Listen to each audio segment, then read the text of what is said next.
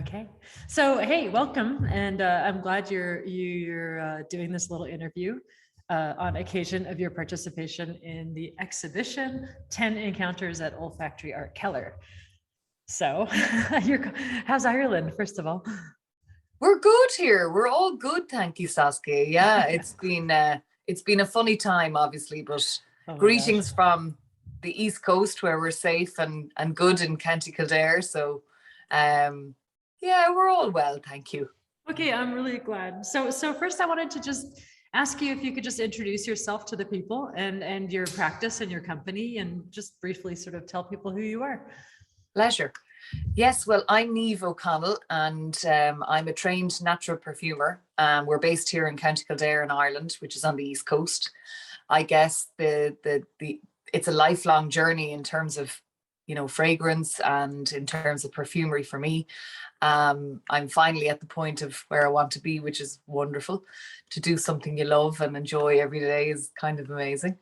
But certainly we're a small, artisan setup here. We're literally a year trading properly, kind of 5 years, 6 years in development, but nobody really counts that. Everyone's like, oh, you've had so much success, and it's like, yeah, it's taken a while. I worked hard for that.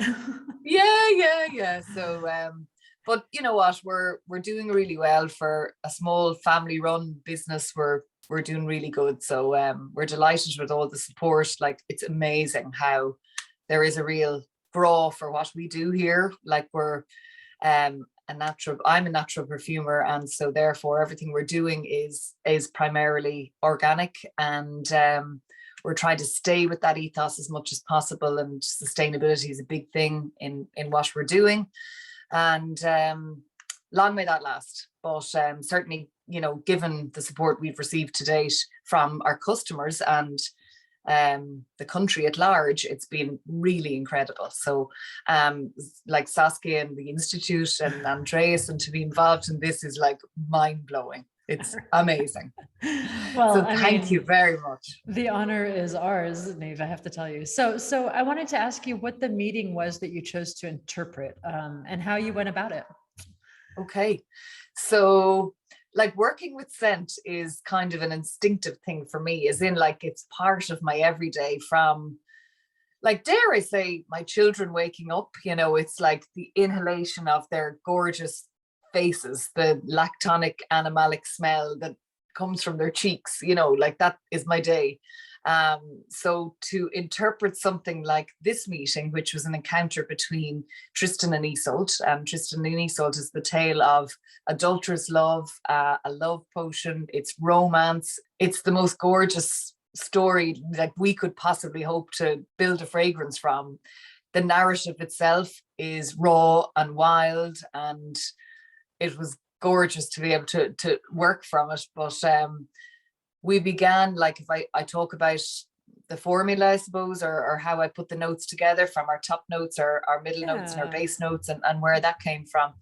It opens with a white tea note, which exudes a sort of subtle, grassy, earthy note, bolstered by the hinoki wood, which is an evergreen, to kind of be very much capture Ireland and the outdoor landscape, and the beachiness, and the sailing the seas. And for a love story, we've included cilantro, pink pepper, and they're very contrasting, and cilantro being that fresh aromatic versus the pink pepper, which is much spicier, and then bridging it with the aromatics of I've chosen honey-like notes, so sweet hay, beeswax, masoa bark, and that's very much a move towards hay and floral notes, romance and love, and particularly adulterous love. So it's so much fun to work with this, and what a gorgeous story to build a scent around. You think back to your old days of what we call here is courting, Totally. and courting is that, like, you're falling in love and it's what's happening. So it's animalic, it's floral, it's sweet, it's resinous, it's subtle, it's sensuous. We've used heavy bass notes, so like There's enchanting, say, waxy floral layers. So that's our guaiac heart, our seaweed, our ambergris, our vetiver, galbanum, and it's the sweet violet warmth of the heavy base that kind of, I'm still smelling it here. Before I was talking to you, I was thinking, I should have brought a strip as well. I better kind of, enjoy it. But totally. So working with it was really like a lot of fun. But using the kind of materials, I guess they were kind of my go-to materials of choice.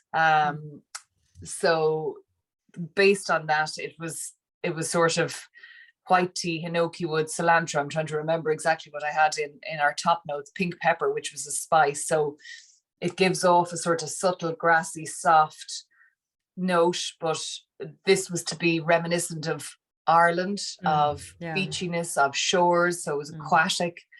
And then the floral middle notes are heavy. We've broom, which is Janet Enfleurage, and beeswax, which I adore. And beeswax has that really wonderful quality of, it's honey-like, it's animalic, tobacco, hay, like gorgeous, really, really gorgeous notes. And then the sweetness of Masoa bark and orris, which is, something that provides it's a really beautiful material and injects a floral sort of love, a sweet violet warmth to the heavier base. And it was fun. It was fun building it and trying to choose base notes then. So what you're left with is it's almost smoky, grassy, salty. So its smell is to be kind of early morning shore-like, smoky, a smoky undertone, if that makes sense. Totally makes sense. And it's sort of, it's an interesting interpretation of this love affair that in the end, depending on the accounts, ends in tragedy, right? So I mean, it's the sort of ephemerality of beauty of love, I wanted to ask you, Niamh, when you're working with scent in the context of something like this, which is like an art show, versus in the context of something that you're going to definitely put out under your brand, how does that change how you approach the project? Well, Saskia, was allowing me utter freedom to explore in a very free way and a very natural way, in choosing the notes and the accords that I have chosen. A really beautiful way to work. If you could work like this all the time without, dare I say, commercial constraints, but it would be gorgeous. Yeah, the dream. It's that IFRA / budget thing, isn't it? But yeah. It's where you have your accountant in your ear going, no, that's not going to work. No. Less as lovely as that material is. No. See that orris you're using? No. And the honey, forget the beeswax. See that ambergris? No. Yeah. So that's really cool. It's nice to know that it gave you a certain degree of freedom. Total freedom, and to work very much instinctively was a joy, a pure joy. So I will say thank you to you for the freedom and the privilege of being able to do so. It was gorgeous. Well, thank you to you for your patience, because you and I were talking about this project 2 years ago before COVID hit, and then our original plan fell apart. And so thanks for being so patient with the process, Niamh. It was long, but in the end, really, I think worth it. So, Saskia, honestly, a pleasure. We were here in County Kildare, just enduring COVID and getting on with life, but really lovely to be involved. Thank you for the privilege of inviting us. It was our pleasure entirely. Oh, great. Well, thank you, Niamh, for your time, and we'll be in touch. Okay.